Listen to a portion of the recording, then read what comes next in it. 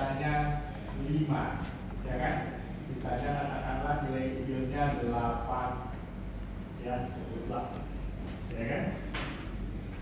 Sebutlah sesuatu nilai, ya kan? Misalnya katakanlah, ya kan? Bisa kelihatan nggak sih? Kelihatan nggak sih? Kelihatan di mana?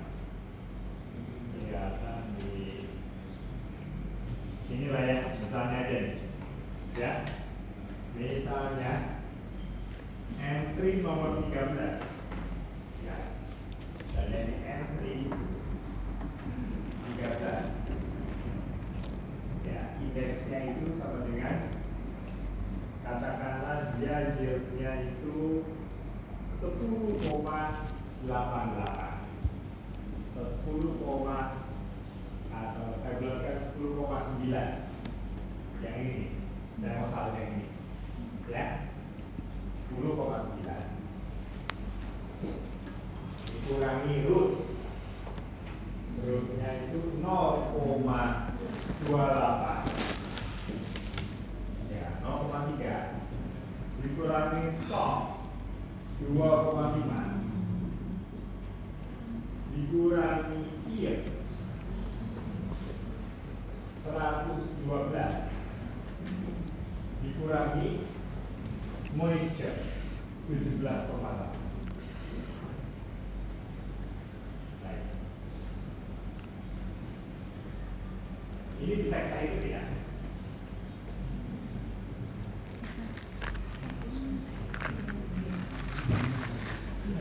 Bisa kita hitung? Hitungnya bisa, ya kan? Baik. Namun apa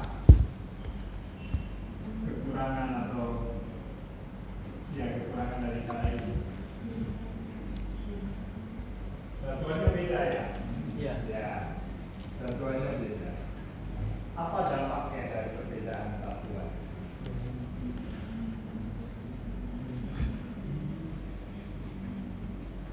Kalau satuannya beda tapi kita gunakan bisa tidak? Dari sini perhitungan bisa ya? Ya. Tapi mengapa sebaiknya tidak kita lakukan? Atau tepatnya tidak kita lakukan? Karena efeknya lebih ada yang mendominasi. Ya, efeknya ada yang mendominasi. Jadi ada karakter, ada karakter yang bisa lebih mendominasi karakter lainnya. Contohnya bagaimana? Misalnya tinggi tongkol. Ya. Contohnya bagaimana mendominasinya misalnya?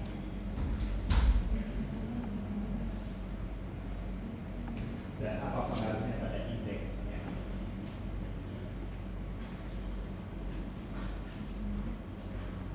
Jika satu tanaman yang yieldnya misalnya 13, Misalnya 13. dengan pengurangan tinggi yang 10 cm saja itu juga kalah. Dengan pengurangan tinggi yang 10 cm saja, ingat, misalnya ininya misalnya berapa? 122. Ya. Kalau yang lainnya sama, ya, nah, dia akan kalah. Atau mungkin supaya bagus ini contoh bagus, terima kasih. Ya. Ini contohnya, ya. Jadi ada satu variabel yang dia mungkin tidak terlalu bermakna penambahannya, ya kan? Atau mungkin kalau kita ubah sedikit, ini contoh yang bagus ya. Kalau kita ini tambah 5 saja, ya kan? Ini 117, ya kan? Yang lainnya sama. Hasil dari 10 ke 3, dari 11 ke 13 itu kan naiknya 2 ton per hektar kan sesuatu yang dramatis, ya. Ya. Namun secara indeks dia, ya, Kalau kita hitung di sini, ya. Coba kita hitung betul seberapa. Kalau ini angkanya sama kan? Ya. Berapa ini? Indeksnya berapa ya?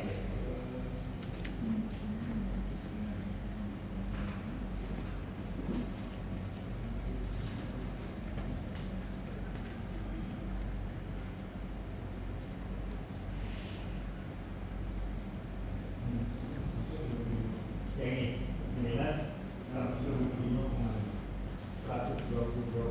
Terima kasih. Yang itu betul kan? Silakan. Boleh kalau yang tidak mendapat ada yang sama, silakan.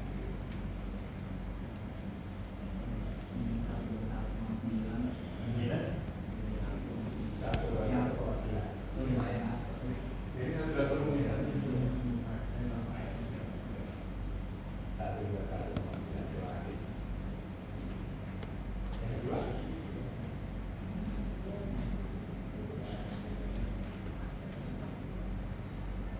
Kurang 2 ditambah 124,6. ya. Iya. Bagus ya, Pak. Yang mana? Yang ini masuk ini ya. Ya, jadi kita kalau di antara dua ini kita masuk 3 ini. Ya. Karena yang kan masuk di rendah, yang kita solve kan berdasarkan indeks yang besar kan di atas ya. Karena tadi kita ini indeks yang besar ya. Baik. Nah, jadi yang kita lihat di sini adalah ada karakter-karakter yang mungkin perubahannya tidak terlalu bermakna, ya. Tapi dia sangat mempengaruhi indeksnya karena mungkin bukan mungkin, tapi karena apa? Karena terkait dengan skalanya, ya, karena terkait dengan skala. Baik. Jadi sehingga singkat cerita kita perlu standarisasi sehingga setiap variabel itu menjadi apa namanya, dia punya skala yang sama, ya, dia punya skala yang sama. Standarisasinya di sini diperlihatkan ada untuk keperluan latihan ada 3 cara, yaitu di sini. Ya. Nah, jadi kita di sini standarisasi menggunakan nilai kuadrat tengah ya. Ada 3 cara di sini. Standarisasi menggunakan KT entry, standarisasi menggunakan KT entry environment, standarisasi dengan KT galah. Nah, ini kita coba cara standarisasinya ini tinggal memasukkan rumus ini. Jadi setiap entry, ya. Jadi yang seru sekarang itu kita sudah kita punya sini 30 entry, ya, 30 entry, ya. Jadi setiap nilai di sini, ya, itu akan kita standarisasi, ya. Jadi yield kita standarisasi. Jadi setiap nilai, setiap entry dan setiap karakter kita standarisasi, ya, untuk membuat indeks tujuan ini. Caranya bagaimana? Ya. Nah, jadi pertama adalah dibuka SAS. Nah, dari sini kan, listingnya ini. Nah, ya. Jadi ini baru nih. Tahun lalu listingnya itu masih datanya masih menggunakan data yang tugas 4 kemarin. Jadi listing tugas 5-nya itu diawali dengan konversi variabel. Nah, tapi untuk sekarang ya kita anggap teman-teman sudah punya data hasil konversi ya Pak. Nah, sehingga ini ya kan. Nah, ini output hasil konversi ini yang saya save ke Excel dan digunakan untuk tugas 5. Tapi ini belum tentu benar, ya kan? Jadi masing-masing cek dengan hasil versinya masing-masing, ya. Jadi intinya ini datanya sudah terisi kan? Kemarin kan masih bolong-bolong nih, ya. Nah, jadi ini sudah dikonversi, termasuk yang ini persen stand-nya sudah ada kan, persen good, persen stock, kemudian yield dan moisture itu sudah bersih hasil konversi. Ya. Untuk keperluan kenyamanan. Padahal sebenarnya tidak sebenarnya juga kan harus ada prosedur konversi yang seperti ini lalu, tapi yang tidak kita ulang, ya. Jadi masing-masing nanti kan dari output tugas 4 kan ada data hasil konversi itu. Nah itu di copy, di save ke Excel, ya.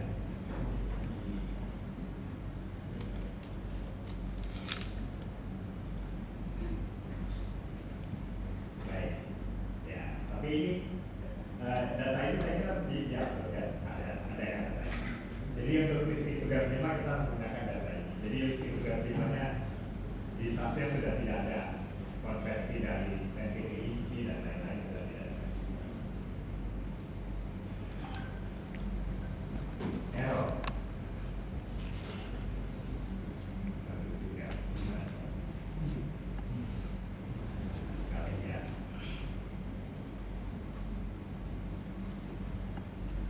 Saya sabar sedikit ya.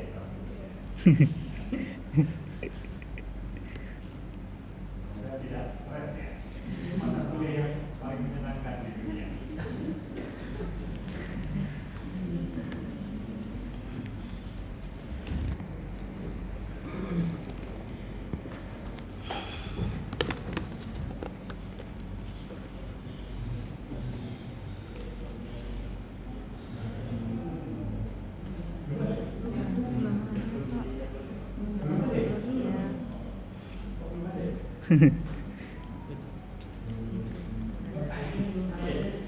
Belum ada tugas semuanya. Oh, oke ya.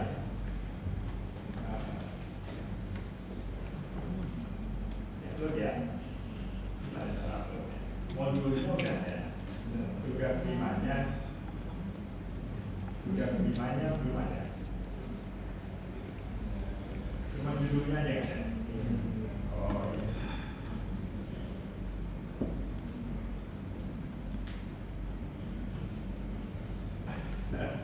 Gimana caranya ini? Klik setting ini ya. Oh iya, ini kosong ya. Cuma di set tanggalnya aja tadi. Kalau salah lagi seperti Mas Yono. Ya. Ya. Oke. Nah, ini tugasnya dari sini potong.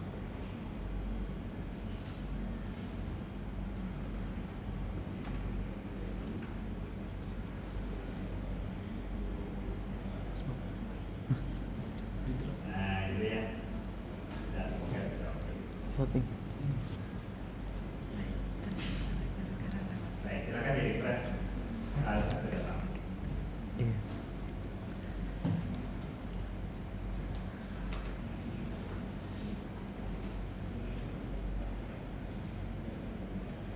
Nah, Pernah ada sekarang kata ini. Ibu Siti. Kan sudah ya. Listingnya ada kan? Ada ya di sini ya. Nah.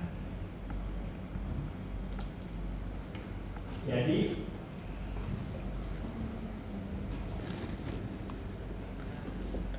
ini merupakan apa namanya kelanjutan cerita dari bulan.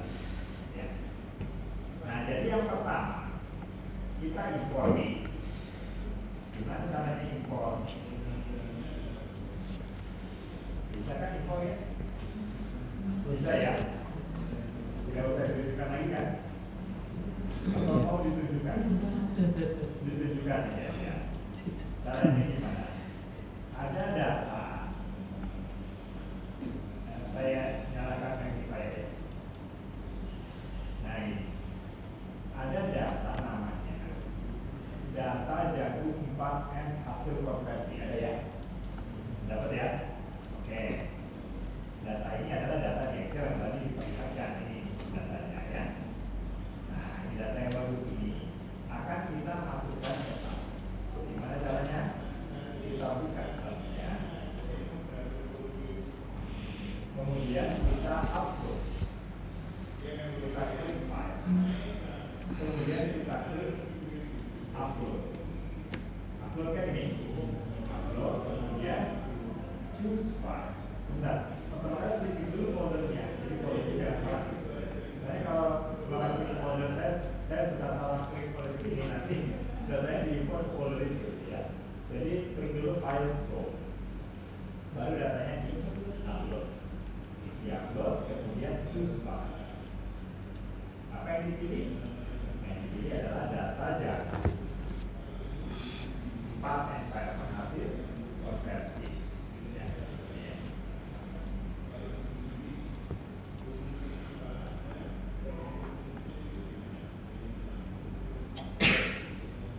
Kemudian klik apa? Upload, ya kan? Nah, putar.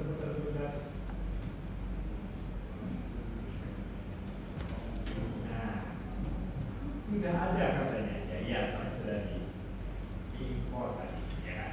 Sudah di-upload tadi. Kita refresh saja. Nah, setelah di-refresh, apa yang terjadi?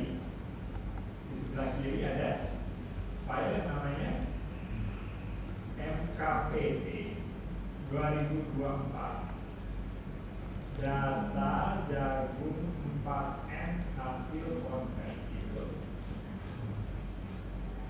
Nah, kemudian diapakan ini? Nah, ini jangan lupa tadi sesuai perintahnya di listing SAS-nya katanya import beri nama tugas 5. Gimana cara memberi nama-namanya? Memberi nama data. Jadi data yang tadi ya, data yang Excel tadi kan sudah diupload. Kemudian klik 2 kali. Klik 2 kali, muncullah ini. Nah, setelah muncul ini diklik setting, itu setting ya. Setting. Setelah diklik setting, pilihlah output data. Output data. Nah, data setnya diberi nama apa? Nah, diberi nama infonya dihapus ya, itu tugas. Diberi nama yang lain bisa, ya kan? Tapi isinya belum sesuai. Kemudian kita klik save. Nah, setelah klik save, kemudian kita klik run. Run ini running datanya ya. Jadi run ini supaya datanya masuk ke memori, ya kan? Nah, sudah. Kalau sudah bisa di save ini. Di save ini maksudnya seperti settingnya ini, ya kan? Di save dengan akhiran CTL. Nah, ini. Jadi nanti kalau kita mau import lagi, kita tinggal buka yang CTL-nya saja, sudah tidak usah berubah-ubah setting lagi. Harus di save ke file store. Ya, kita klik save. Replace ya. Sudah. Kalau sudah, berarti kita tinggal buka listingnya. Listingnya bisa di copy paste tadi. Ya. Nah, ini. Kemudian kita klik run. Kalau namanya sudah sama-sama tugasnya, kita run aja.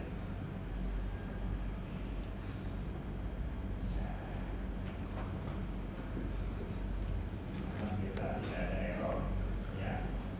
Oke, notnya ya semoga baik-baik.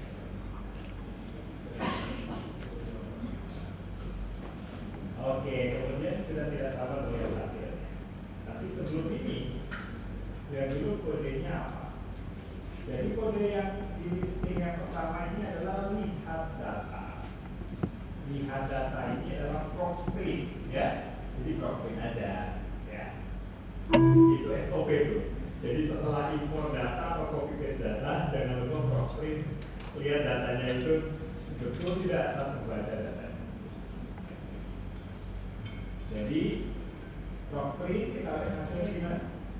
Prop print di sini kelihatan alhamdulillah bagus ya badannya ya. Ya lucu-lucu lah. Baik, ada 360. Kenapa 360? 360 itu karena ada 4 lokasi, 3 ulangan, 30 entry. Bagus sekali. 4 kali 12, 12 kali 360. Jadi ini data plot. Kemudian berikutnya adalah ANOVA model acak. Masih sama ini saya copy paste dari yang minggu lalu nih, ya. Dari yang minggu lalu ini ANOVA Prognix yang model acak, ya. Metode itu 3, ya. Jadi semuanya faktor acak. Kemudian kita urutkan berdasarkan ini data tugas 5, kita urutkan berdasarkan kita lihat apa dulu, apa model acak ini gimana hasilnya. Ya, ini saya kira masing-masing sudah mengerjakan ini, ya. Nah, tapi tidak apa kita lihat lagi. Jadi kita lihat di sini ada apa model acak menggunakan Prognix, ya. Dari Prognix tapi metodenya bukan Remel, jadi metode itu 3, ya. Ya. Hasilnya udah rapi seperti ini, ya. Bagus ya. Ya, ini oleh dari sini. Nah, kemudian apa namanya?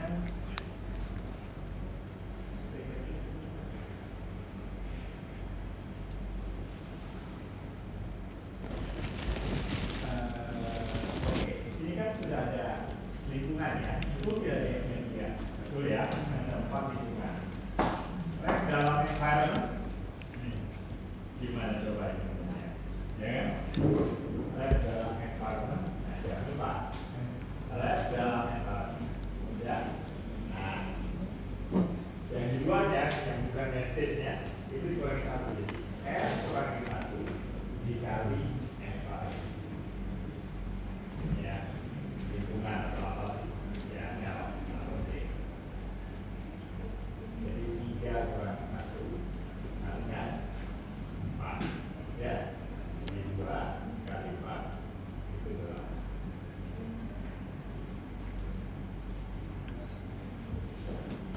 Kalau saya rumus ini aja yang perlu dihafal, ya kan? Ya, masih bayangkan saya kira teman-teman juga begitu, ya kan? Yang lainnya kan sudah bisa begitu sendiri. Ini kan apa? Bandingkan itu sebagai 1, yang itu yang di depan. Entry, banyak entry kurang 1. Environment kalian ini gimana? Ini adalah DB dikali DB 3 kali 2 sudah berarti residual DB terakhir.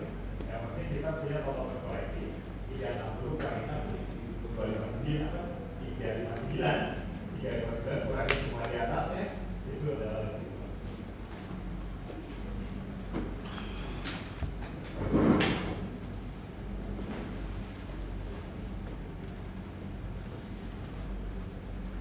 Oke, sekarang gimana? Adalah ya. Nah, kemudian di sini ada covariance parameter S. Ya, ini yang adalah nilai gerakan, ya.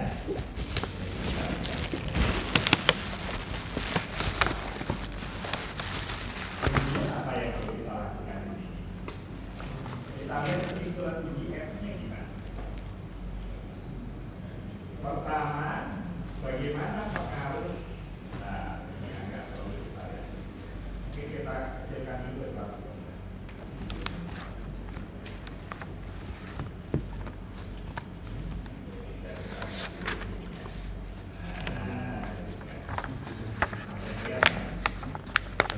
Bagaimana pengaruh lingkungan?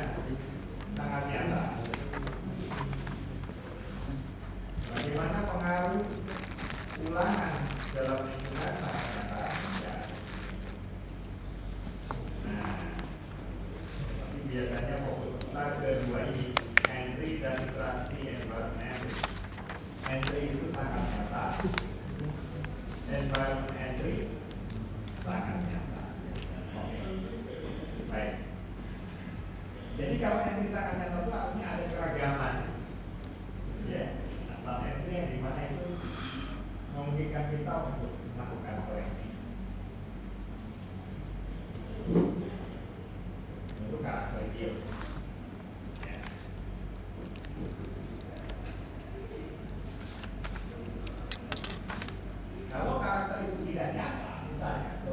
atau misalnya persisten tidak nyata, ya itu perlu dipertimbangkan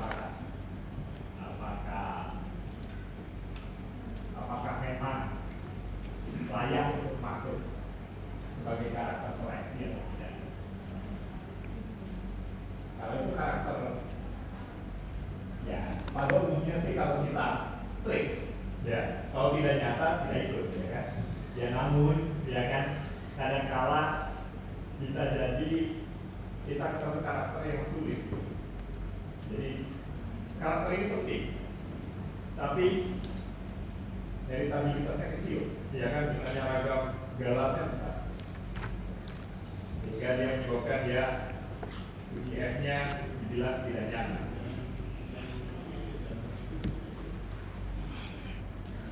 Dalam kondisi-kondisi tertentu seperti itu atau kondisi yang lain, mungkin masih ada alasan tertentu yang membuat kita memasukkan karakter tersebut menjadi karakter seleksi, ya kan?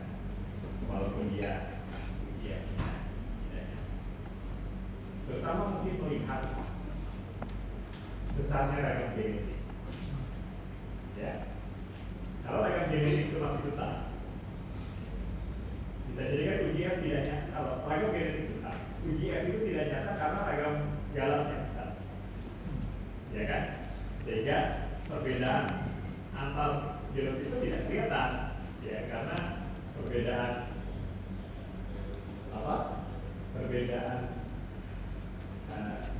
karena ragam galatnya besar, betul kan ya? Seperti kalau CV besar, ya kan? Dan itu kan ada kecenderungan UGF itu kan menjadi tidak nyata. Ada kecenderungan itu, ya. Betul. Nah, dalam kasus kalau ragam genetiknya masih besar, walaupun, ya kan, tapi dia tidak nyata, nah itu mungkin masih. Nah, kalau karakter itu adalah karakter yang dinilai penting, ya kan, untuk seleksi, mungkin seleksi masih bisa dilakukan menggunakan karakter tersebut, ya kan, walaupun perlu hati-hati, ya kan, karena besar kecilnya nilai itu bisa jadi dipengaruhi besar oleh faktor lingkungan. Ya begitulah kira-kira. Ya. Jadi mungkin kalau kita ada dalam real breeding program, ya kan, biasanya kita tidak. Ya biasanya kita perlu memperhatikan segala sesuatu secara komprehensif. Ya kan, tidak hanya, ya sebaiknya tidak hanya tidak terlalu strict berdasarkan hanya statistical judgment saja, tapi ada berbagai faktor yang kita pertimbangkan, ya kan. Setelah memperiksi karakter itu, juga ya, kenapa sih dia tidak nyata? Gitu. Nah itu dilihat pelan-pelan. Ya tentunya kalau karakter itu memang sudah tidak ada. Kalau misalnya keragaman genetik sudah tidak ada, ya kan, mungkin ragam itu kan juga besar. Nah itu mungkin seleksi, kalau dipaksakan itu digunakan seleksi juga mungkin tidak efektif. Ya ekstriknya seperti kalau kita ketemu nilai blood, nilainya semuanya serang dan nilai tengah, ya misalnya seperti itu, ya kan, sudah tidak ada. Karena misalnya, ya kan, karena itu kalau penyebabnya adalah ragam genetik yang rendah, itu mungkin sulit kita menggunakan karakter seleksi, dinilai kurang prospek atau mungkin tidak. Ya, jadi cermati hati. Dan masih karena pemulihan tanaman itu paduan ilmu dan seni, ya kan. Jadi sebenarnya sulit mencari jawaban benar salah, ya kan, karena setiap pemulia memiliki justifikasi sendiri-sendiri untuk menilai segala macam.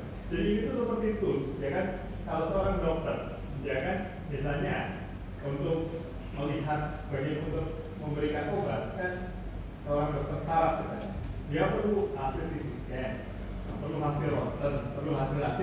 Nah, kemudian dia putuskan memberikan obat apa. Keputusan itu kan bisa beda-beda setiap dokter, ya kan? Hasil CT scan-nya sama, ya kan? Hasil ronsennya sama, tapi keputusannya bisa Ya mungkin itu kasus yang kita alami juga dalam konteks pemulihan agama. Jadi ini segala macam ini, ya itulah seperti hasil ronsen dan CT scan itu macam-macam, ya kan? Nah dari sini kita pertimbangkan apa langkah kita. Nah, seperti itu. Oke, menarik kan? Nah.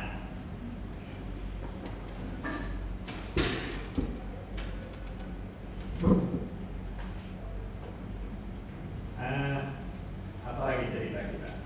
Oke, entry di sini nyata ya dan seterusnya ini untuk yield ya. Nah kemudian ini diberi. Nah ini bagaimana cara standarisasi. Jadi karena standarisasi itu rumusnya tadi menggunakan nilai ini rata umum ya, kemudian nilai ini ya entry kuadrat tengah ya. Jadi ada rata umum kuadrat tengah, R ini banyaknya ulangan, L-nya ini banyaknya lokasi. Nah itu angka-angka ini tinggal direkam saja, ya kan? Seperti misalnya, rumus ini perlu KT entry, berarti di output ini ya tinggal kita save aja KT entry, ya misalnya ini, jangan salah aja nilainya. Nah KT itu mean square ya, nah berarti mean square entry ini kita simpan angka ini, gitu. Kemudian kita masukkan ke rumus. Perhitungan rumus ini di Excel juga bisa, ya tidak harus bisa. Ya, perhitungan rumus standarisasi. Hanya di sini diperlihatkan bagaimana kalau dihitung itu bisa. Nah, caranya, nah ini untuk standarisasi. Nah, yang pertama itu di sini itu rata-rata umum, ya kan? Nah, itu rata-rata umum itu rata-rata dari masing-masing karakter, ya. Nah ini pakai promis data 35. Bentar. Jadi setelah ANOVA, ya setelah ANOVA, di sini kita ingin menghitung rata-rata entry. Menghitung rata-rata entry. Jadi rata-rata entry itu adalah rata-rata dari satu entry rata-rata dari berapa angka? 12 ya. Berarti terlalu menjiwai ya. Tugasnya ya. Kerja sampai kita sampai malam, sampai pagi. Aduh, ini saya sampai pagi. Oh iya kan? Belum tidur. Tapi ini menarik. Saya nanti saya ceritakan bagaimana kita menyusun listing untuk MG, ya kan? Jadi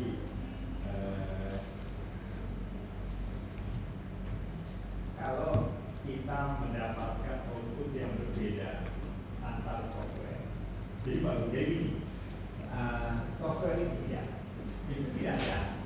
Ini kan mungkin pernah kita diskusikan ya, tidak harus pakai SaaS, tidak harus pakai suatu software yang penting software yang kita gunakan bisa menjawab kebutuhannya, ya kan?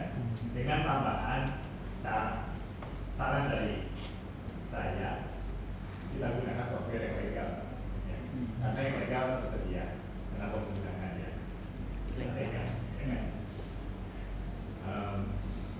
Jadi kalau kita menggunakan dua software SaaS dengan A, kemudian hasilnya beda, ya. Jadi itu kan ada beberapa alternatif, ya kan? Alternatifnya salah satu yang benar atau dua-duanya salah. Kalau dua-duanya benar tidak mungkin. Ya kan, karena jawabannya beda, ya kan? Karena, ya kan, ini karena kaitan dengan tools itu kan matematika kan yang memperhitungkan yang jawabannya itu Benar. ya satu aja benar atau salah. Nah gitu.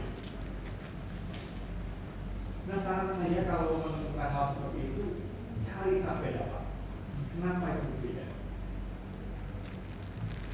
Kalau perlu gunakan cara klasik, ya klasik yang bagus, ya. Di situ manual, ya kembali ke buku, ya manualnya kalau pakai apa? Excel ya. Tapi kembali ke buku referensi itu.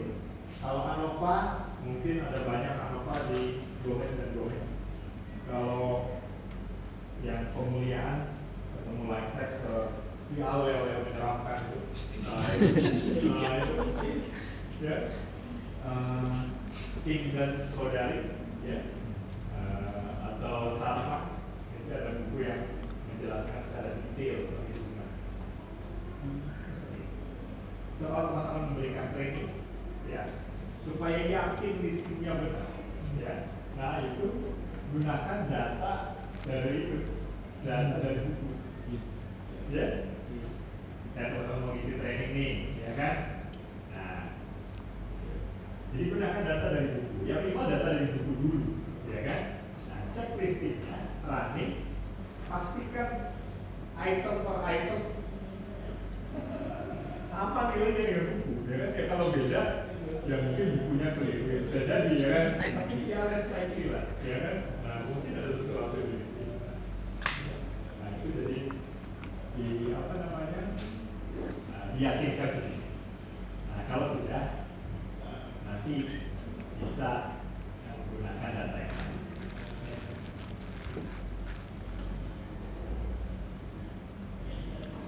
Oke. Ini menghitung data rata-rata entry. Ya. Nah, kemudian ini standarisasi. Berikan aja contohnya satu ya. Standarisasi. Jadi ini menggunakan. Jadi pertama di sini menghitung rata-rata entry. Ya.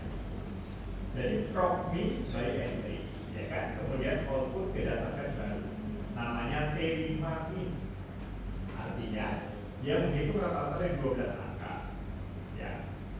Jadi yang tadi 360 baris menjadi 30 baris saja, ya kan?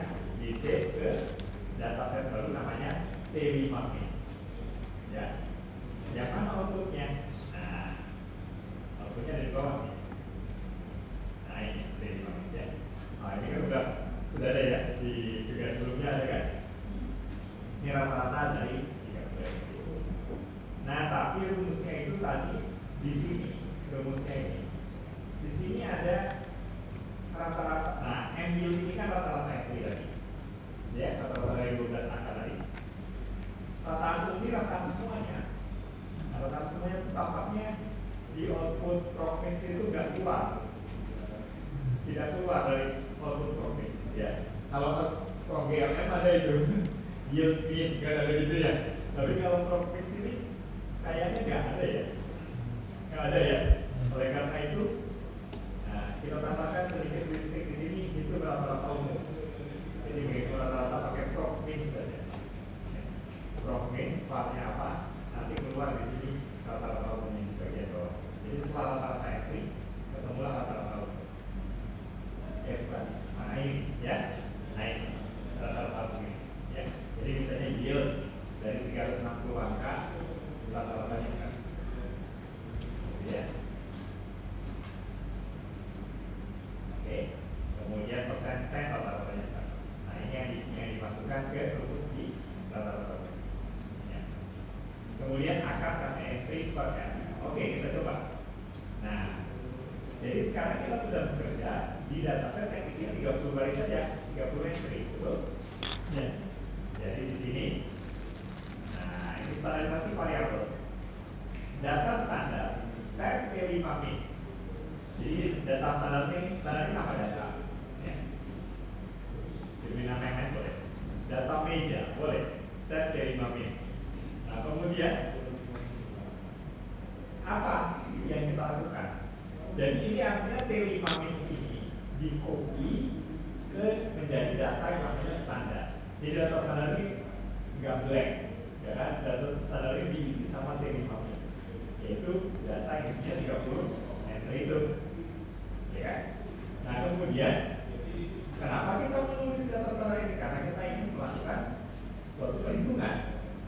Perhitungannya apa? Contohnya ST yield 1 adalah rata-rata yield dikurangi ini apa ini? Rataan umum. Kenapa dikurangi rataan umum?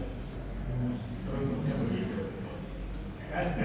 Dibagi akar kata entry dibagi RL, dibagi akar 21,60. Nah ini jangan terlalu percaya sama angka ini, harus cek ya. 21,60 dapat dari mana itu? KT entry.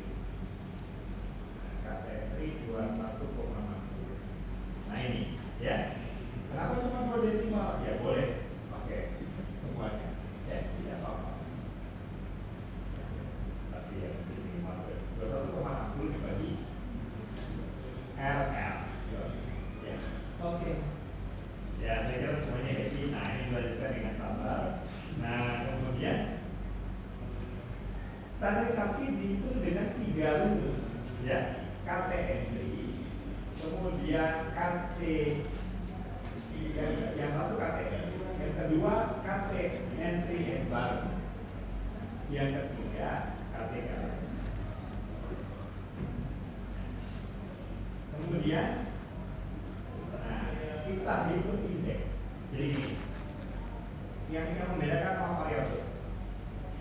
Kalau statistik menggunakan kata entry, di belakang nama variabelnya dikasih aliran 1. Ini ST yield 1, ya kan? ST stand 1 itu artinya statistik menggunakan kata entry. Kemudian statistik menggunakan kata interaksi, diberi akhiran 2. ST yield 2, ST stand 2. Ya. Oke. Kemudian standarisasi menggunakan kata galau. ST yield 3, ST stand 3. Oke. Baik. Nah, sekarang kita hitung indeks. Kenapa yang dipakai ini yang 2 saja? Ya, karena itu memang karena ada informasi di sini. Ya. Nah, ini.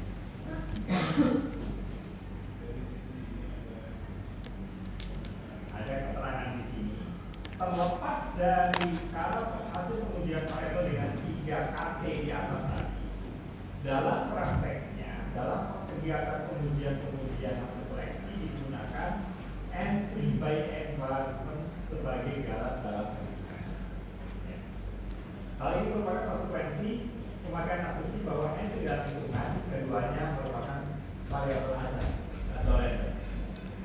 Jadi konsekuensi dari model acak, ya kan, dimana entry di sini sebagai faktor acak, entry kan dites ke KT interaksi sebagai galatnya, ya. Oleh karena itu KT entry environment ini yang digunakan sebagai standarisasi. Oke, baik.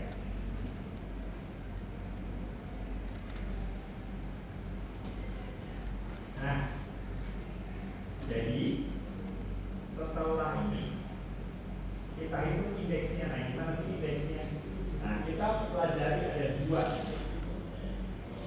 Jadi yang pertama adalah indeks seleksi tidak terboboti dan ada indeks seleksi terboboti. Kalau indeks seleksi yang tidak terboboti gimana? Itu kita hanya langsung yang mana ya? Ini bisa di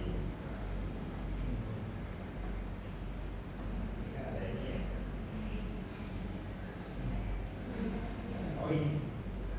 Nah ini ya. Nah ini ya. Standarisasi ya. Nah ini. Nah ini dulu.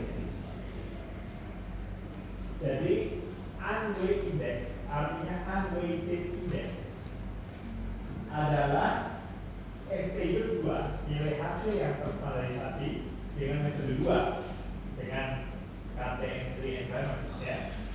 Dikurangi, kenapa dikurangi? Ya, karena arahnya ke kiri. Jadi sebenarnya rumusnya itu ditambah, tapi karena ini arahnya ke kiri, jadi tambah minus gitu, ya kan, jadi minus.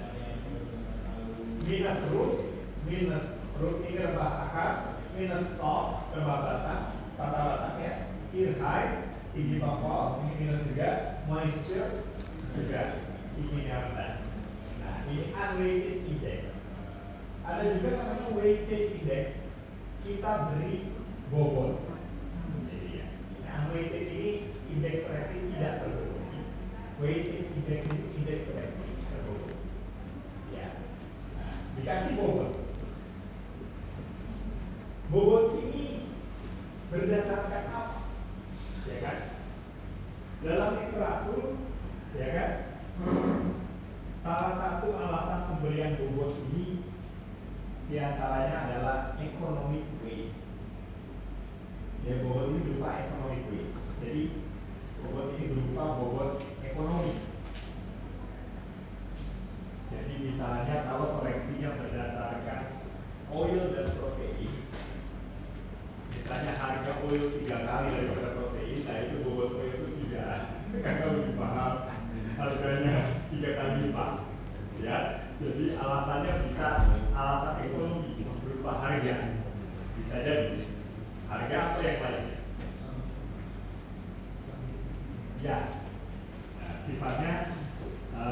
bisa subjektif, bisa ya apa namanya, kalau kaitan dengan harga tadi mungkin itu cukup objektif ya kan, karena dia ada kaitan dengan harga pasar suatu karakter yang nilainya 3 kali lipat dibandingkan karakter yang lain, sehingga dikasih bobot ekonomi 3 ya kan.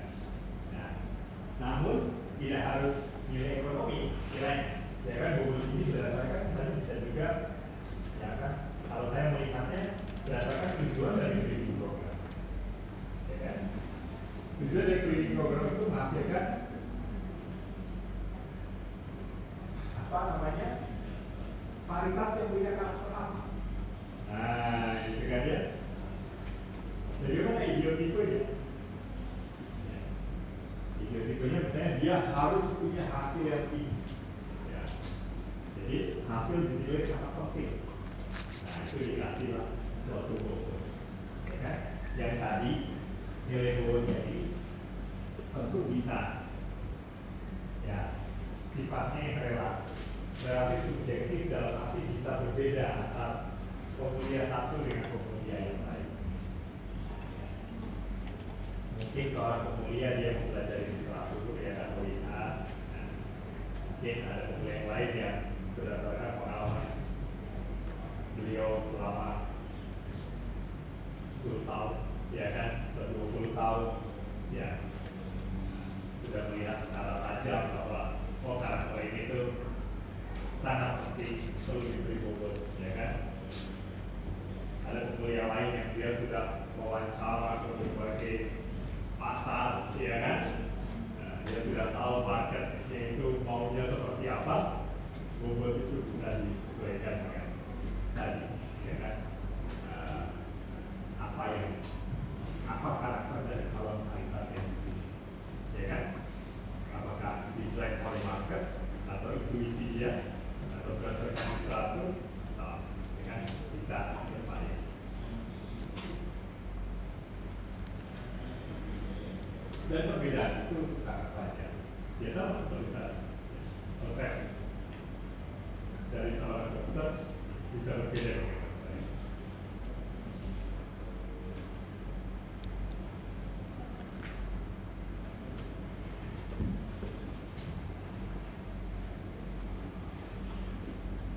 Nah, katakanlah, nah di sini di tugas ini Pak Haji menulis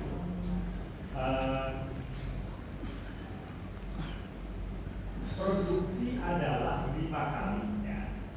Kita buat dan gunakan saja kesepakatan bahwa produksi adalah 5 kali lebih penting. Jadi produksi dikasih bobot 5.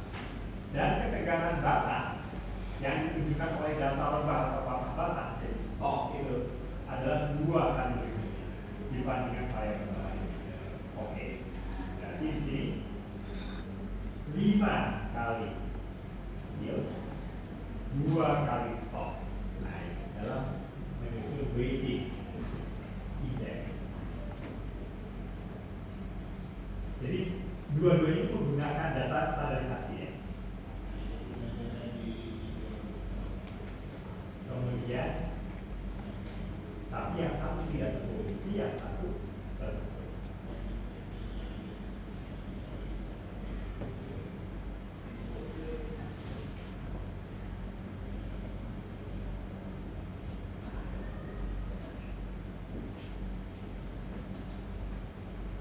Ini adalah 2 metode yang kalau di literatur ini, kedua metode seperti ini disebut istilahnya base index. Literaturnya tahun 60-an kalau tidak salah. Ya. Base index. Jadi indeks itu ceritanya dari Smith, Hazel, bla bla bla bla. Nah ini ada, kan? Nah ini ada Smith, ada Hazel, nah base index. Kalau Smith, ya, Smith itu dia menggabungkan antara Smith itu dikenal sebagai nama indeksnya itu optimum index. Jadi weight-nya ini, ya, ini ada gabungan antara economic weight, ya kan, ditambah suatu hasil perhitungan dari diskriminan analisis. weight-nya. Jadi kombinasikan antara perhitungan berdasarkan diskriminan analisis dan economic weight untuk menentukan bobotnya, menentukan koefisien. Jadi walaupun unweighted index ini kalau Smith itu saya kira bisa ada angkanya di sini, bisa ada koefisiennya di sini.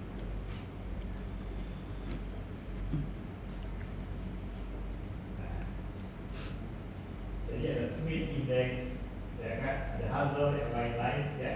Nah ini ada yang namanya base index, itu kita put directly economic weight di sini, ya. Jadi tanpa perhitungan diskriminan analisis.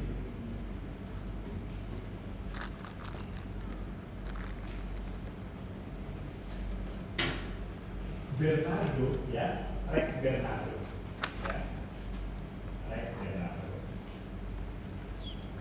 ya, beliau menulis buku salah satunya Breeding, ya, Breeding for Quantitative Rates, ya, apa? Influence.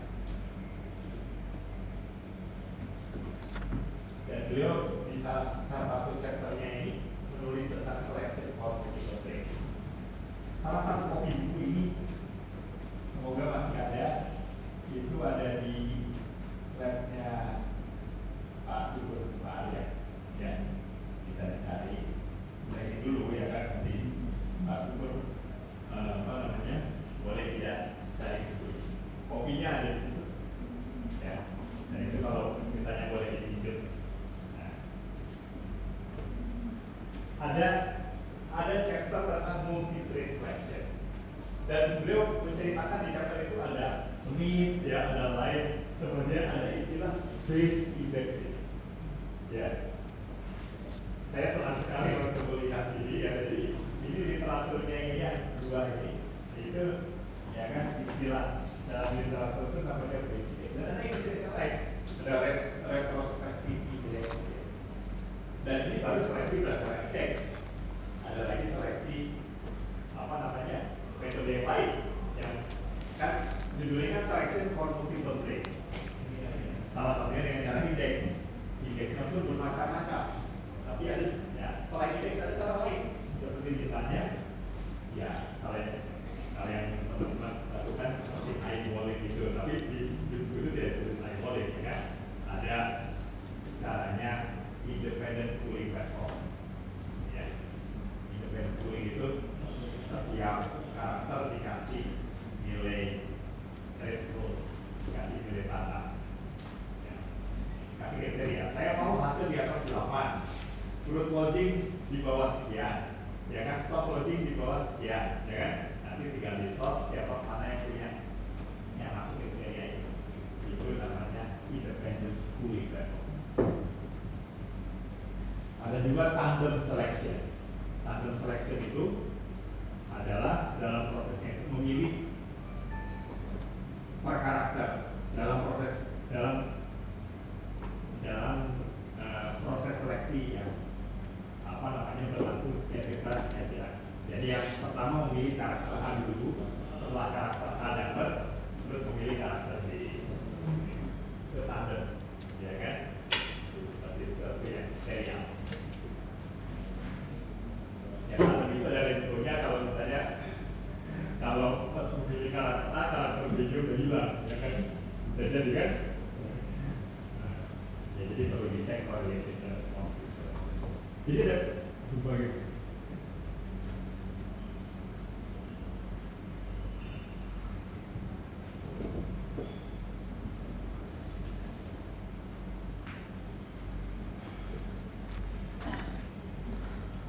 Jadi memang menarik, ya.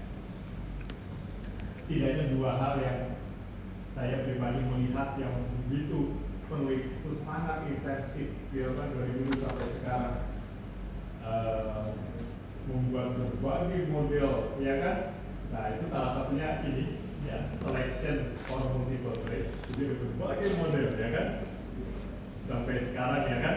Yang baru, ya kan? Olifoto itu mengembangkan MGD itu, ya kan itu juga salah satu pengembangan dari selection for multi-objects. Jadi selection for model untuk seleksi beberapa karakter, dan yang kedua adalah interaksi genomik original. Ya, juga banyak model yang dikembangkan.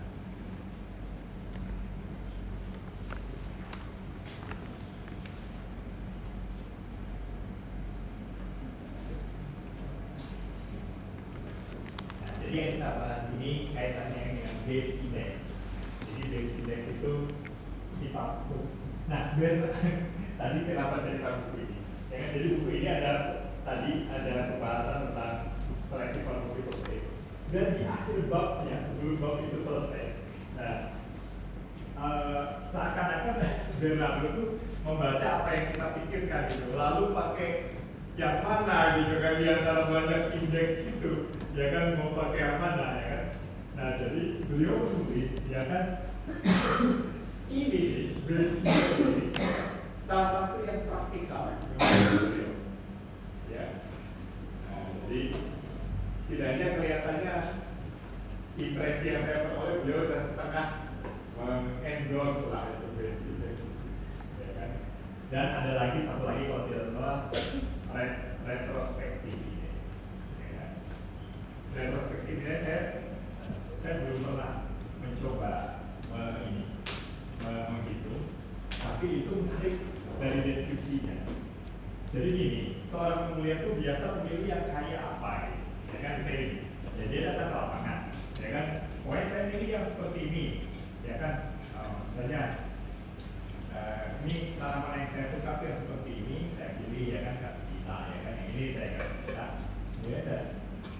Nah, jadi dari apa yang dilakukan itu, nah, dari situ dilakukan suatu perhitungan untuk memformulasikan indeksnya.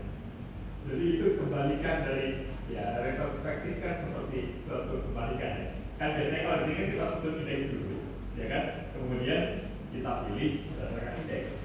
Nah, kalau yang retrospektif itu, ya kan? Kalau saya ya semoga saya benar menangkapnya. Nah, itu berdasarkan pengalaman pemulihan, ya kan? Saya dia sudah 10 tahun dia memilih yang seperti ini. Nah, pemilihan yang seperti itu kan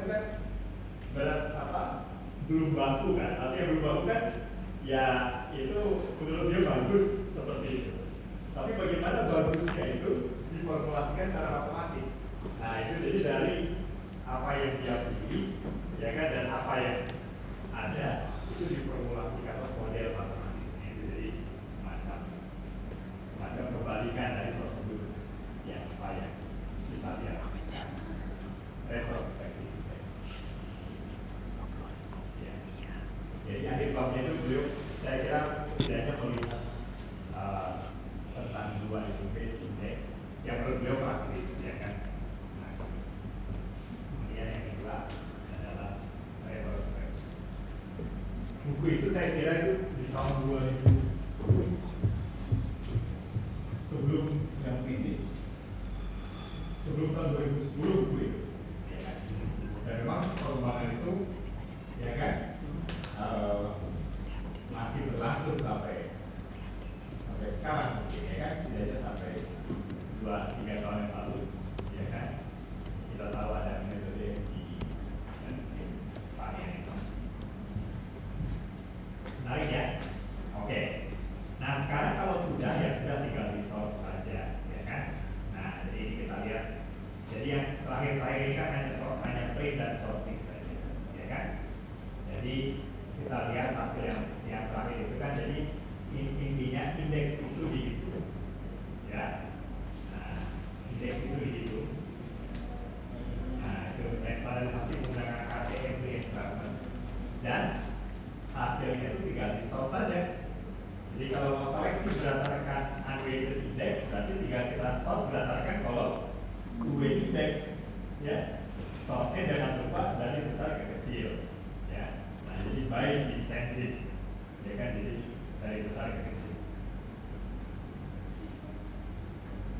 Dari kecil ke besar boleh tidak? Boleh aja, ya, yang bawah, ya. Jangan keliru aja memilihnya, ya. Dan saya kira mungkin salah satu ini ya, apa namanya,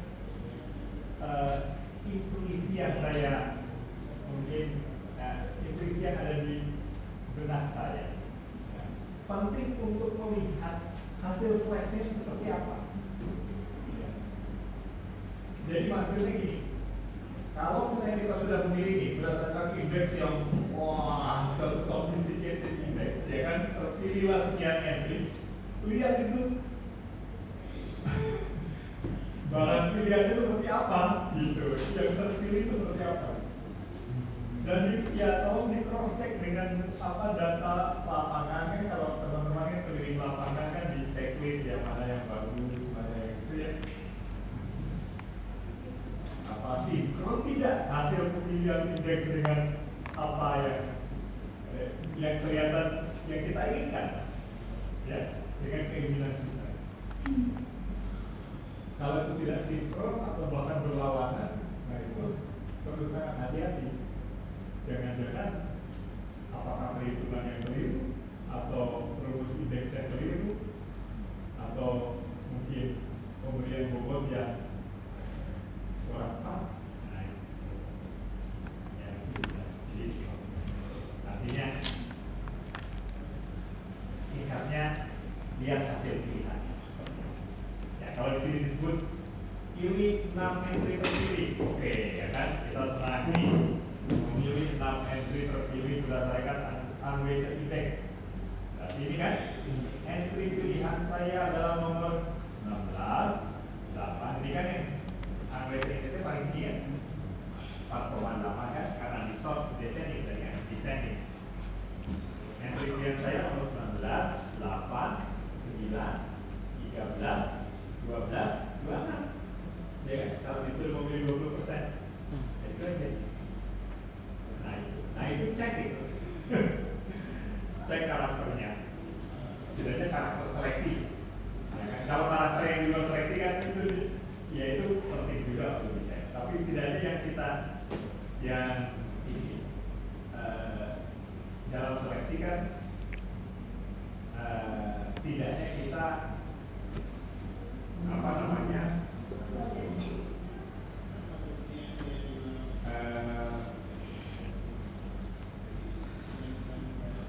Melibatkan karakter seleksi itu perlu diperhatikan. Oke, ini unweighted index terpilihlah 6 misalnya. Kemudian weighted indexnya gimana? Nah ini misalnya, kok entry pilihannya beda? Ini yang rankingnya lah setidaknya ya. Ini ranking 1 nomor 19, ini ranking 1 nomor 9. Ya, karena ada weight tadi, data analisasinya sama, tapi kan ada bobotnya, kan ada yang bobot saja, ya kan? Kalau yang nomor 9 pasti ya itu bagus, dikali 5 harusnya. Benar, menarik ya?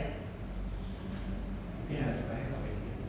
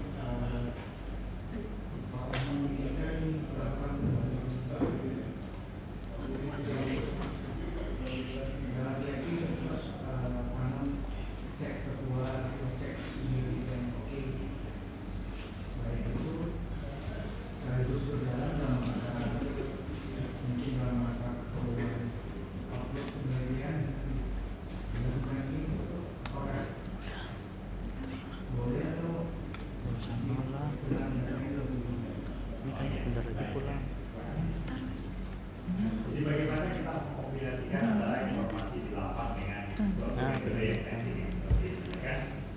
Mungkin, ya kan? Kalau kita tulis di jurnal kan agak sulit kalau kita bilang ini bagus banget, ya kan? Nah, ya kan?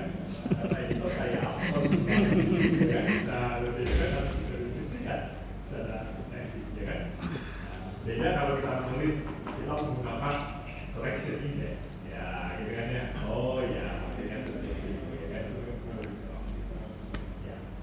Jadi bagaimana kita mengkombinasikan antara informasi di lapangan dengan selection index, ya kan? Nah, jadi salah satu pendekatan adalah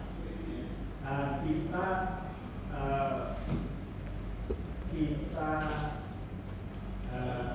masukkan, ya kan, karakter bagus tadi, ya, sebagai suatu suatu karakter yang bisa kita sebut misalnya phenotypic acceptability atau keragaman tanaman. Ya sebenarnya jelas aja. Kalau kita keliling misalnya pulau tanaman, nah, kalau jagung kita skor 1, kalau ini ya, kalau pada jagung biasanya kita skor 1 itu paling bagus, 5 itu paling jelek, ya kan? Nah itu memang agak sulit diformulasikan itu karena melihat keragaman itu ada berbagai variabel di situ sebenarnya, ya kan? Bagaimana dia, ya kan? Pokoknya bagus saja, ya kan? Ya tapi nanti perlu dideskripsikan maksudnya bagus itu gimana? Bagus itu misalnya dia figurnya bagus, ya kan? Tanamannya kekar, misalnya seperti itu, ya kan? Kemudian apa lagi? Ya silakan dideskripsikan bagaimana kenapa kita menilai satu. Teknik yang lain kita foto, ya kan? Yang satu seperti kilo, ya kan? Yang dua seperti ini, jadi kita punya basis juga. Tapi kita bolehkan juga, kan? Nah itu phenotypic acceptability atau misalnya tadi keragaman tanaman itu. Nah itu menjadi suatu sebenarnya kita masukkan dalam indeks ini. Tinggal berapa penting acceptability atau keragaman tanaman. Tidak hanya keragaman tanaman, misalnya kalau pada jagung kita skor in aspek keragaman kelompok. Kadang-kadang saya lupa kira saya suka ada keinginan kita seleksi sendiri, ya kan, itu tokohnya, ya kan, plot nomor 1 di mana, kasih skor sebagai 5 atau paling bagus. Biasanya kalau ketemu 1 pas dilihat plot harus membanding, ya kan. Nah jadi kita skor itu, nah itu kita jadikan kolomnya. Nah sehingga kita punya multiple information itu, tapi bisa kita kombinasinya dalam satu model saintifik. Atau kalau kita tidak percaya dengan indeks ini, ya kan, dan lebih ini artinya lebih mementingkan apa yang kita lihat, ya saya kira bisa juga. Mungkin strateginya adalah kita pilih berdasarkan apa yang menurut kita bagus, ya. Nah kemudian dari pilihan kita itu barulah disusunlah indeks seperti ini kalau kita masih supaya perlu menyusun prioritas. Jadi semacam 2 stage, ya kan, semacam ada 2 tahap seleksi. Yang pertama seleksi dari misalnya kita punya 100 entry yang menurut kita bagus, ya. Sekali lagi perlu dideskripsikan bagusnya itu apa, ya. Bagus itu seperti apa. Kebetulan 50 entry. Saya 50 entry masih menanyakan karena plot kita cuma 30 untuk kesimpulan. Nah dari 50 itu barulah saya disusun indeks. Dengan cara itu mungkin kita bisa masih rekornya dengan mengkombinasikan antara sisi saintifik dan kita tidak kehilangan informasi.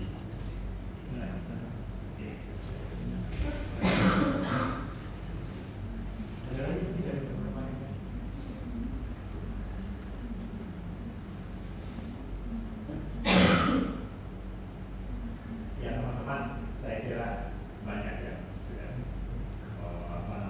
sangat berpengalaman dalam seleksi, ya kan? Dan kiranya masing-masing memiliki suatu point of view, sudut pandang dan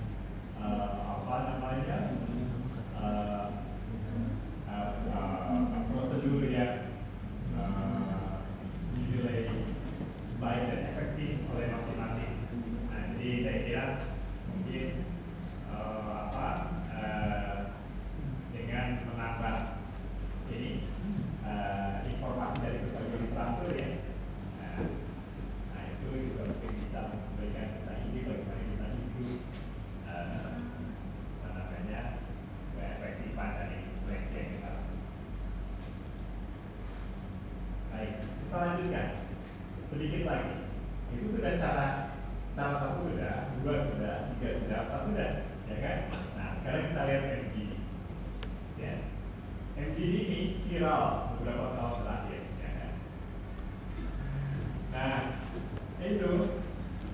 Jadi Olifoto dia menulis ini MGD toward an effective multivariate selection in biological experiment. Ini saya kira ini paper yang profesor yang pertamanya kali ya, tapi di bioinformatika.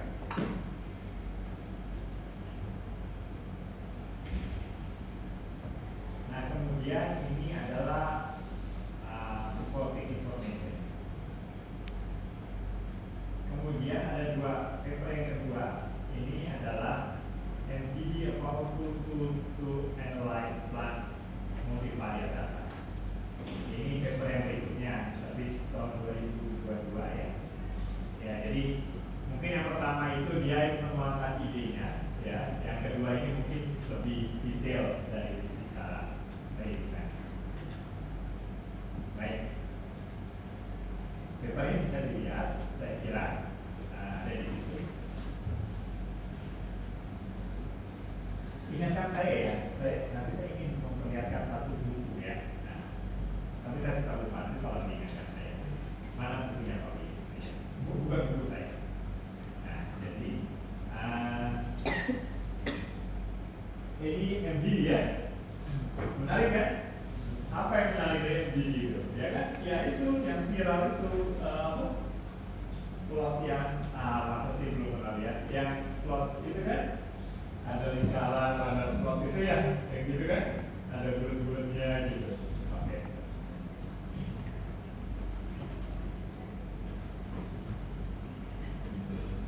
Jadi ini apa sih sebenarnya yang dilakukan MGD itu? Ya.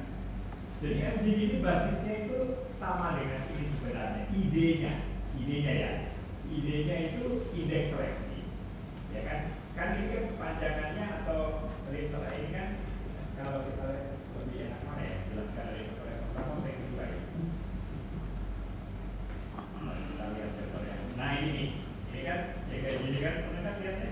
Nah ini juga ada plot ya kan. Yes. Ya.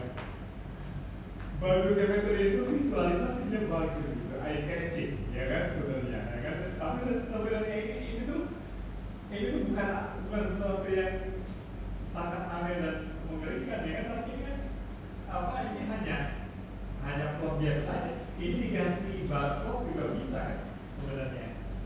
Jadi ini kan nilainya 3, 4, 5, 6 nih ya kan. Nah ini kan mungkin 3, 4, 5, 6 gitu aja ya kan.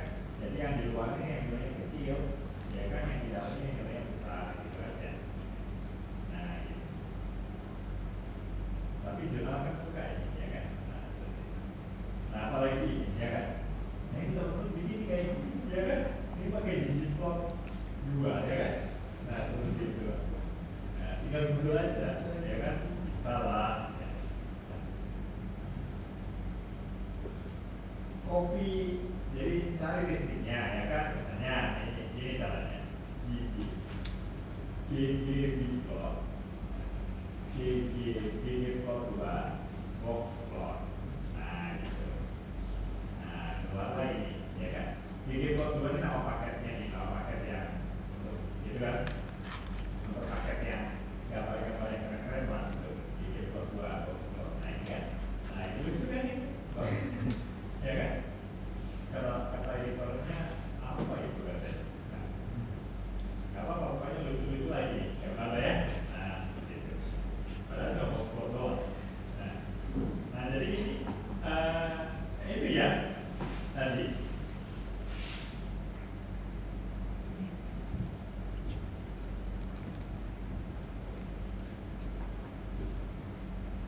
Tapi saya itu berpengaruh untuk visualisasi data itu, ya kan? Saya pernah itu artikel siapa ya maksudnya saya ikut saya di dalamnya ya kan. Nah gitu. Reviewernya itu keberatan ya kan, karena ini data analisisnya terlalu biasa, hanya tabel dan gambar biasa ya kan. Seharusnya yang rumit dan kecil. Kira-kira seperti itu. Aduh itu ya agak sakit hati juga sih, tapi ya itu lah. Jadi ada pengaruh visualisasi data ya.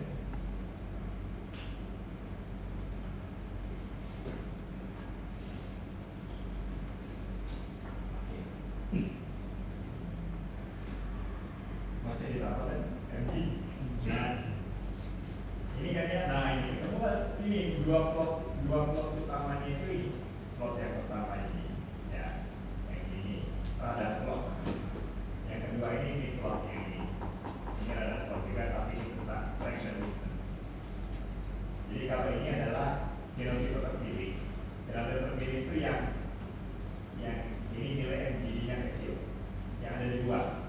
Jadi MGD yang kecil itu ini yang nilai kecil yang kedua, ya.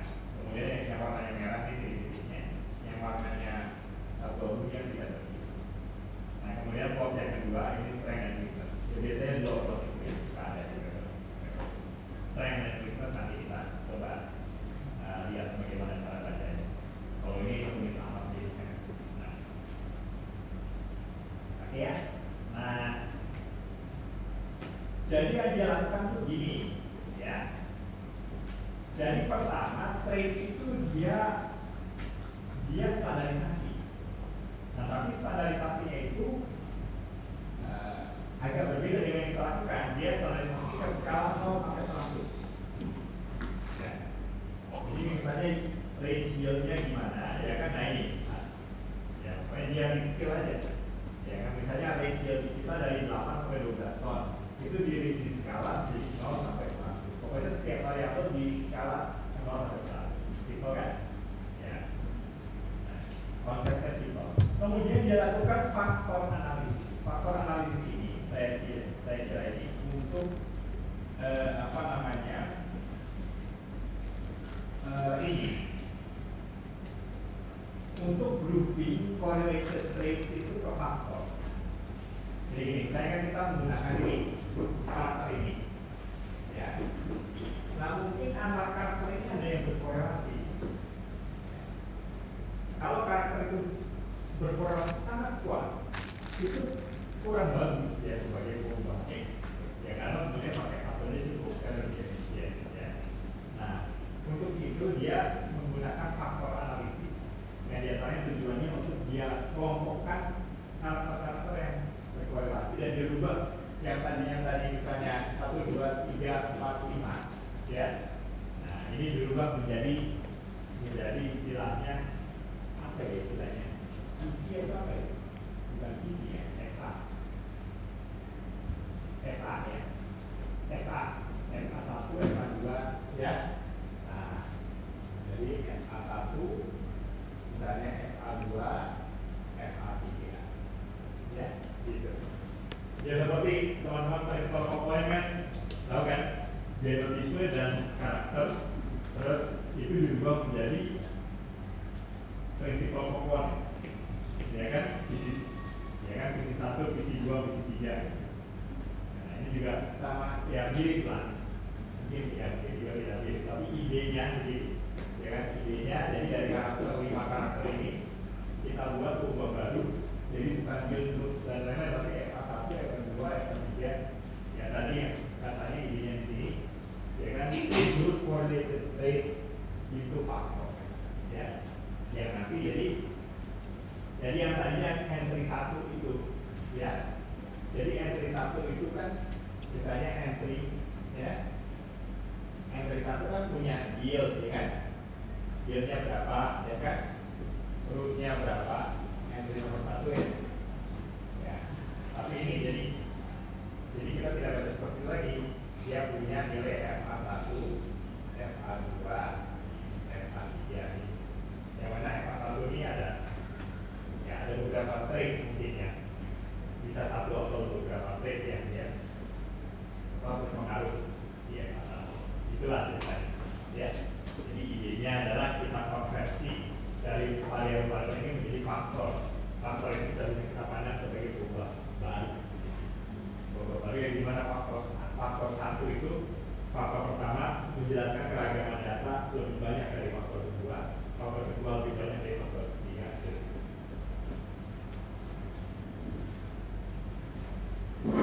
Oke, terus. Nah kemudian di sini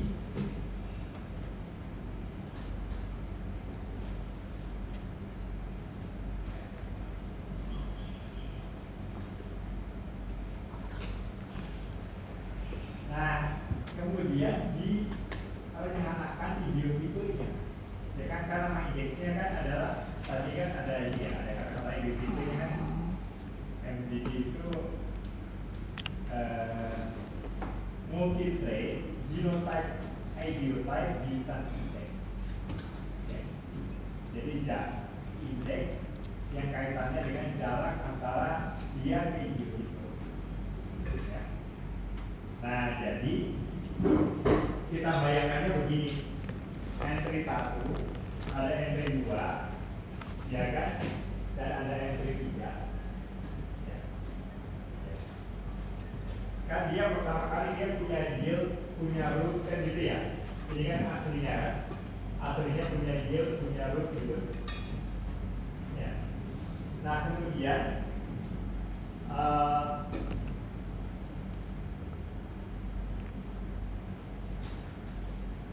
ini di apa namanya?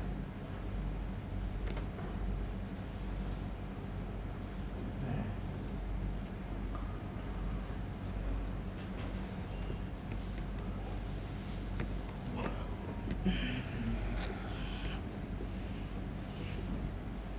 Ya, jadi gini, angka pasangan rescale, ya kan jadikan data nih.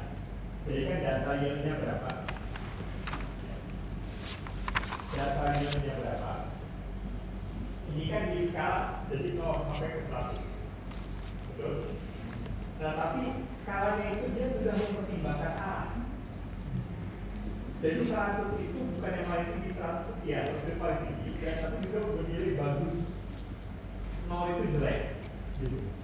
Jadi root itu, ya kan? Yield itu 0 sampai 100, ya kan? Yield itu 0 sampai 100.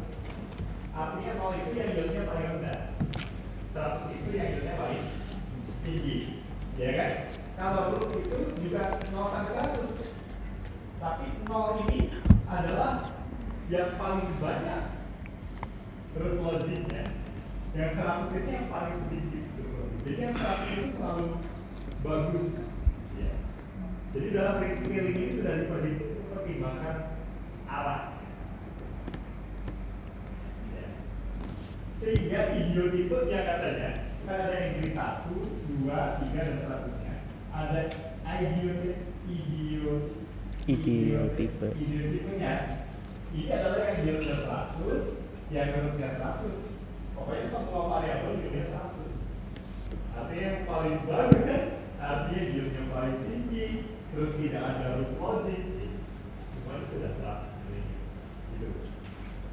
Itu yang ditulis sini. Nah, kemudian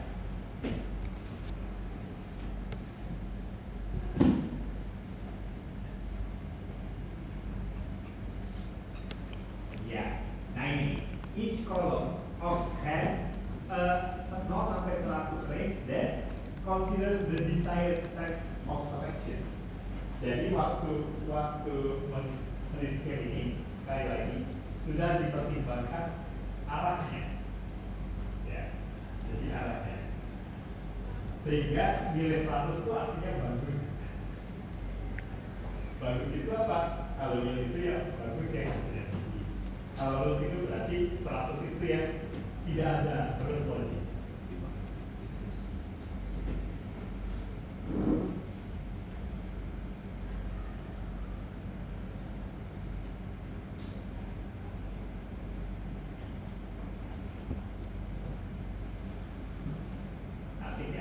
Nah, kemudian ini dibuat faktor analisis, ya.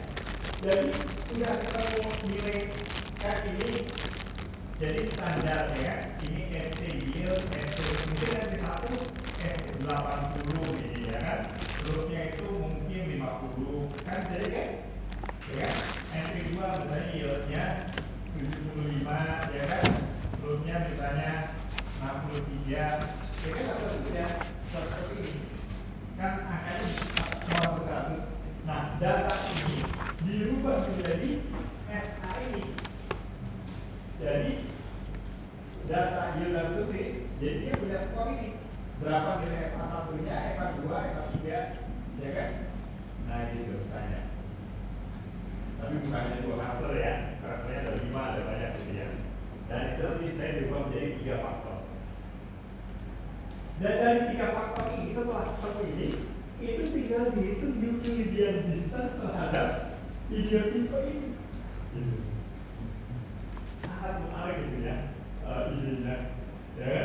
Jadi seperti kita buat dari data FA ini dibuat dendrogram, bayangkan dendrogram. Nah, mana yang paling dekat dengan idiotipe yang nilainya 100 itu, ya kan? Yang paling dekat itu kan berarti yang paling similar kan? Ya, yang paling similar atau yang distance-nya paling kecil dengan idiotipe, ya kan? Misalnya katakanlah dendrogramnya ini nomor 1 ini paling dekat dengan idiotipe. Bayangkan lagi, di sini dia tidak cerita dendrogram, ya kan? Nah gitu. Dan ini misalnya ini yang 2, ya kan? Misalnya gitu kan? Misalnya ini yang 2, entry nomor 3, ini yang entry nomor 8. Misalnya gitu. Entry nomor 1 ini artinya yang distance-nya paling kecil dengan idiotipe. Nah itu MGD itu adalah jarak dari dia, dari suatu entry ke idiotipe. Jarak dari suatu entry ke idiotipe. Jadi dicari yang distance-nya kecil, gitu. Jadi MGD-nya kecil, itulah yang terpilih.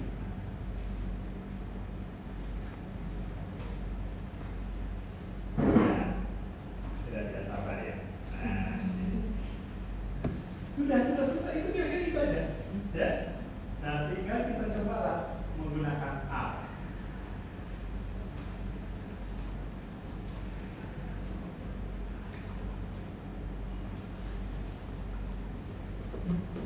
Listing yang ada sekarang ini berbeda dengan yang tahun lalu.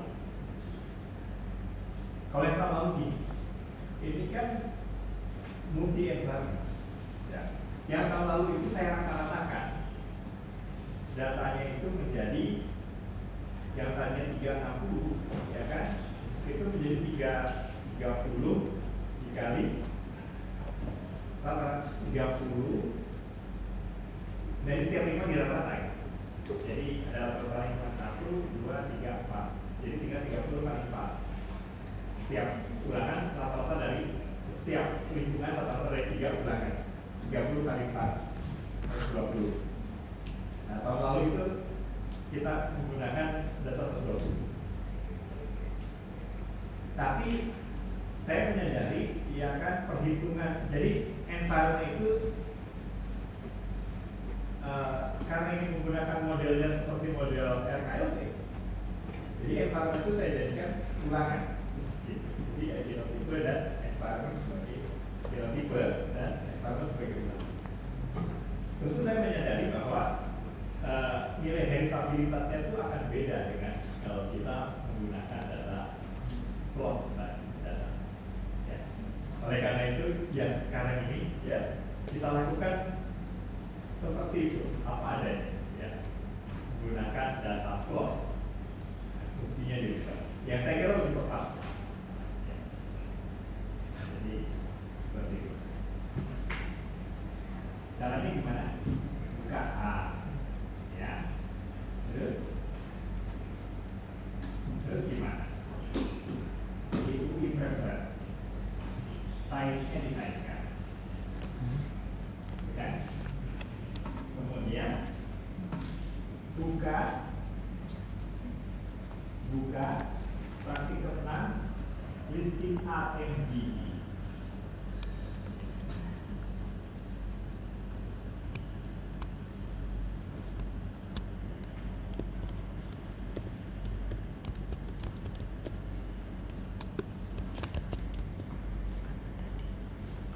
Ya. Nah, ini pertama bersih-bersih.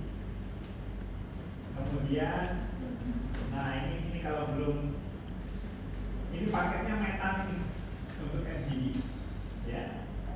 Dan itu juga ada berbagai analisis untuk multi environment trial, untuk stability analisis ada.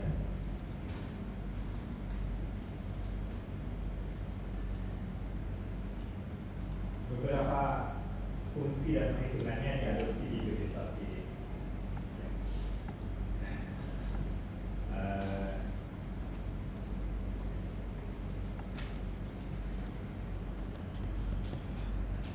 Ya, paket metan menarik untuk dielaborasi menemani tengah malam. Nah, gitu ya kan?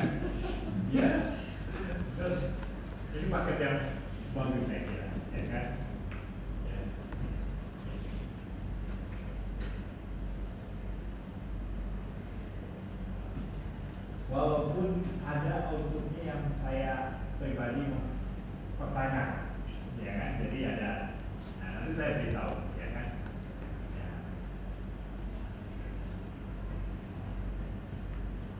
Nah kemudian di sini Excel, ya ini kan paket-paket aja ya. Nah, install. Kemudian working directory silahkan disesuaikan. Oh dia masih muter-muter. Nah ini frame data, dibuat data frame. Kemudian lihat datanya. Nah ini data mesti data 360 ya, sama dengan data yang tadi dibaca. Kemudian saya buat environment drive entry sebagai faktor ya. Nah, kemudian seperti praktikum 4 di sini praktikum 4 yang elektabilitas saya kira ya. Nah ini kita buat model environment dan entry sebagai random juga. Kita lihat. Jadi ini ya intinya adalah kita dapat ini, kita dapat estimate dari variasi. Ya. Komponen ragam. Ya. Tidak aneh kan? Ini kan sama dengan yang disas tadi. Yang disas tadi kan kita mengirim komponen ragam kan dengan metode Propmix ya. Nah ini coba samakan. Environment berapa ragamnya? 1,9573. Betul ya, yang mirip ya. Entry 1,38. Betul tidak? Betul ya. Interaksi 1,288. Interaksi 1,288. Betul. Terakhir jalan 1,155. Jalannya itu tidak ya, betul ya. Sama.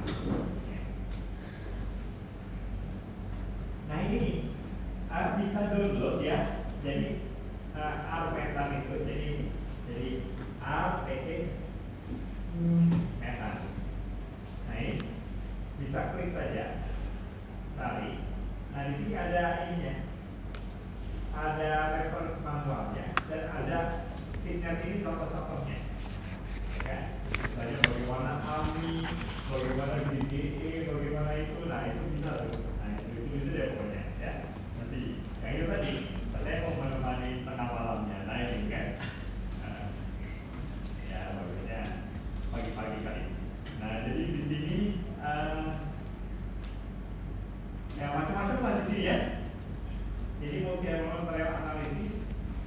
Oh tapi di sini ini yang fitnetnya ini lebih ke analisis GYE, ya, bukan ke MGD. Jadi nggak ada MGD juga tadi.